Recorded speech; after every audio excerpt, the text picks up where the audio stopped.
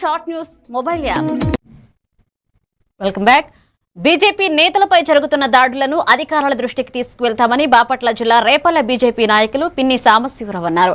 రేపల్లె పట్టణంలో ward BJP incharge అయిన సురేష్ అనే వ్యక్తిపై కొంతమంది దాడి చేశారని ఆరోపించారు. దాడుల వెనుక ఏదైనా రాజకీయ కుట్ర ఉందేమోనని వారు అనుమానం వ్యక్తం చేశారు. ఈ విషయాన్ని పార్టీ అధిష్టానం దృష్టికి తీసుకువెళ్లి న్యాయం జరిగే విధంగా కృషి చేస్తామని తెలిపారు.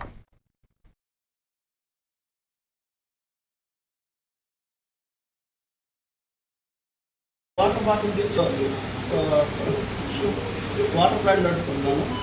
అక్కడ బండి ఆపి వాటర్ బాటిల్ తెచ్చే వ్యక్తులలో ఎదురుగా ఒక బండి వచ్చింది. బండి వస్తే ఆ బండికి దారి వెళ్ళమని అన్నాను.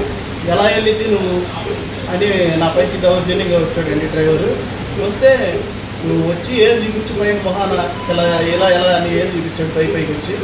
ఇలా పైకి వస్తావు ఏంటని నేను అక్కడ డోర్లో ఇలా అన్నాను. అతను ఏమంటాడు ఇలా అనేవారికి అతను నీ ఎవరు నేను తెలుస్తాను ఆగని అది ఎవరినో పిలిపించాడండి. వాళ్ళు వచ్చి నలుగురు వచ్చి మా వైపు అక్కడికి అన్న ఆగండి అక్కడ ఏం లేదు జస్ట్ చెప్తున్నా కానీ వినకుండా అతనే గొడవ పెట్టాడని చెప్తా ఉంది.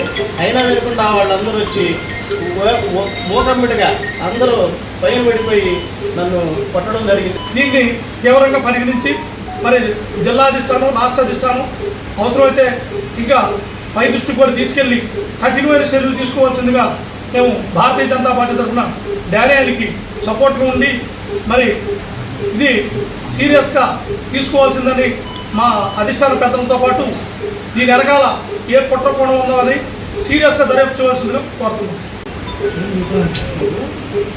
నేను ప్రతి రేపల్లో 7వ వార్డులో వాటర్ ప్లాంట్ నడుపుకున్నాను. అక్కడ